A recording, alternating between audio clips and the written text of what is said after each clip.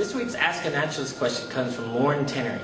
And Lauren would like to know, what do you do when you come across an injured or perhaps an abandoned bird? Well, this is a wonderful question, and a question that's really relevant around spring and summertime.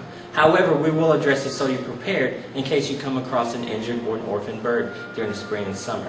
Now, first of all, the best thing to do is to keep a safe distance between yourself and the bird so that you can monitor its behavior. Because there are sometimes when a bird is on the ground, the mother is just simply finding food for it, or also continuing during the fledgling process of teaching the bird how to fly. So if you come across an injured bird, keep your distance, monitor the bird for about 20-30 minutes, and you study its habits. Is it moving? Is it flapping its wings? Is it walking? So that you can get a better understanding whether or not it is injured or even abandoned.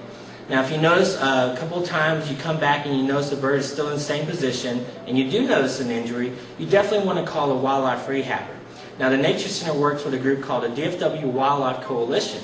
Their number is 972-234-9453, and they take in all injured wildlife in the area. So you will talk to someone, and someone who deals with birds will call you back and arrange a time and a place and how to get that bird in their hands.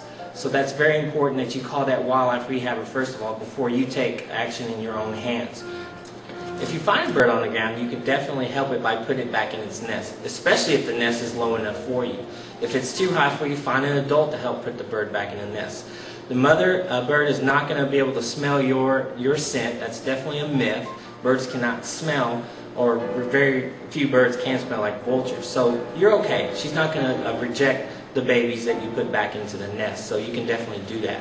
If you come across a raptor, you want to be very careful and use welding gloves, really thick gloves, because they do have sharp talons. And you do the same thing with the songbirds. Find it, put it in a dark place like a little cardboard box, put some holes in it, and keep it in a quiet place because birds can get very stressed out if there's dogs barking or if you're continuing checking on the bird. So those are some things that you can do if you find an injured or abandoned bird. Thank you, Lauren, for posting your question on our Facebook page. You have won a free pass to the Nature Center. And if you would like a free pass to the Nature Center, post your questions about nature on our Facebook page.